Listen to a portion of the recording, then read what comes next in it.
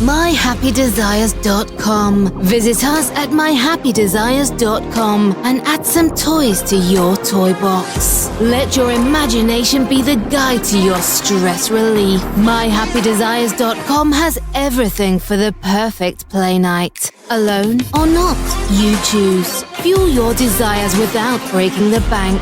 myhappydesires.com.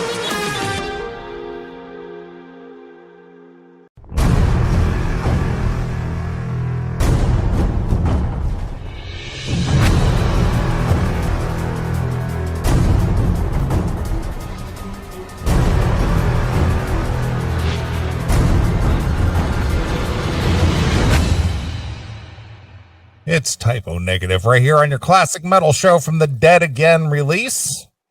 And that is Hail and Farewell to Britain. Yes, great band. I don't care what Jackal says.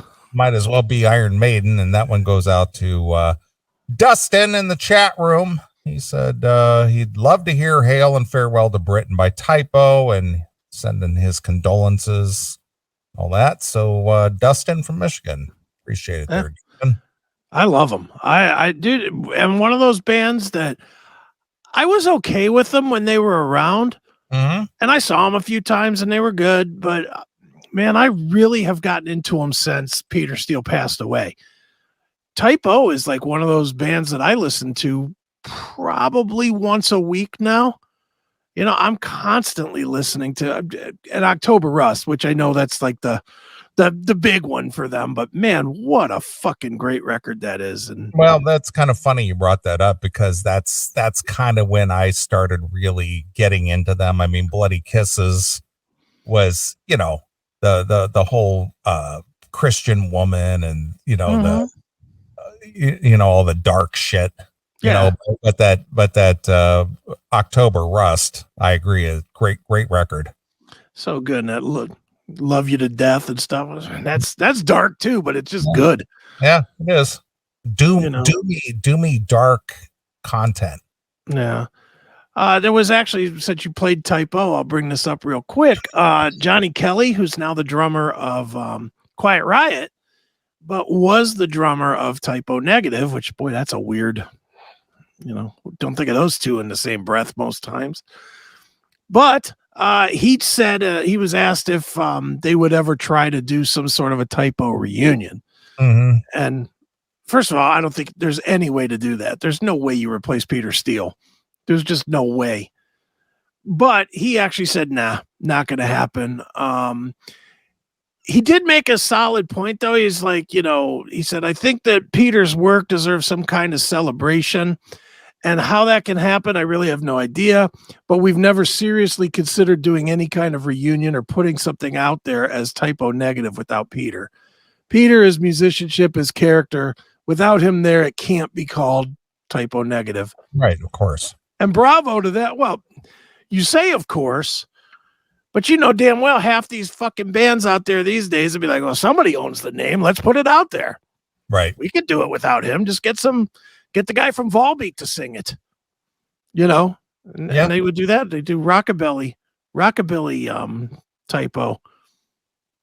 You know, I do. Yeah, I mean, you know, now that you mention the guy from Volbeat, yeah, he would be a good.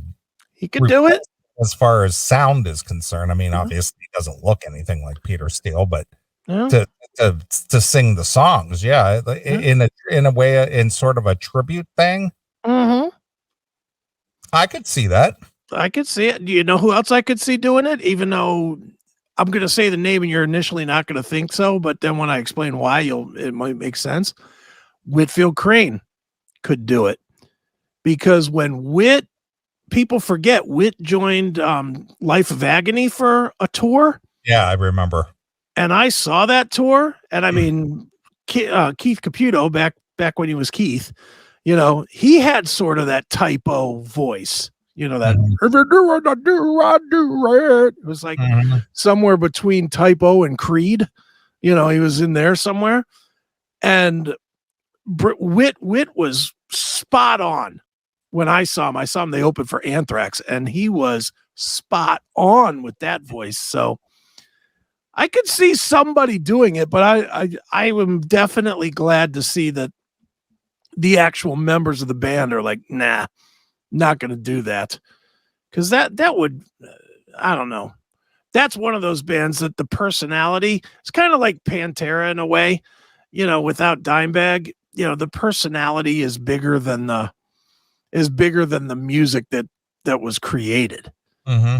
So, and that being said, I will be at the Pantera show. So, so I'm talking out both sides of my mouth. Sorry, but is that actually going to happen? Oh, it's happening. They're playing Sweden Rock. They're booked for a bunch of shows. They're playing next month, like in 2 or 3 weeks. They're playing somewhere in like Brazil or somewhere. And what is the lineup? Phil Rex, Zach Wilde, and Charlie Benanti. Oh, okay. All right. Fair enough. Yeah, that's definitely happening. There'll be a US tour of some sort. There has to be. I can't see how they could not. I mean, obviously, Dimebag, his guitar sound for Pantera, but obviously Zach is more than capable of pulling that sound off. Yeah. But the fact that they have Phil doing the vocals, I mean, because we always talk about it, it always boils down to the vocalist and the guitarist, but 1 out of 2, I guess. Yeah, look, if you got Phil and Zach does his best imitation, I guess that'll be okay. I mean, is it going to be as good? No, it's not going to be as good. But for a super fan like myself that just wants to hear those songs live again and doesn't want to hear them down-tuned to Q with the Illegals, I'm game. I'm definitely game to go see it. I can't wait till it comes. I just hope that it's not fucking take a mortgage on your house to see it tour. But I'm going. That's one I'll make the phone calls or I'll do whatever favors I need to pull. I've done a lot of fucking shitty interviews over the last 3 years for every publicist known to man. So whoever's working them, expect some free tickets for Chris Aiken to come through. Yeah. Yeah, pal. All right. Interesting. So there we go. What are they calling it? Are they calling it Pantera? Or is it a tribute? Or they're calling it Pantera. Okay. But they're being very vague about it. The weird thing is there's been no comments from Phil, from Rex, or from the management company.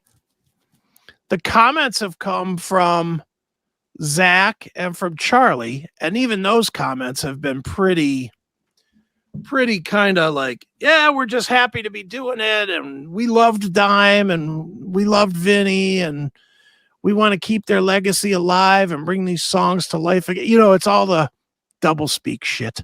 Sure. There has not been an official announcement yet, but they are announcing shows. Okay. I know they announced Sweden Rock. I know they announced whatever this show is in either Mexico or South America or whatever. I think it's with Judas Priest and them.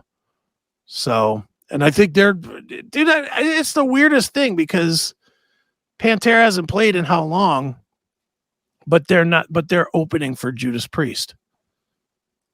You would think that I would have thought it would be big enough to be bigger than Judas Priest, but apparently not.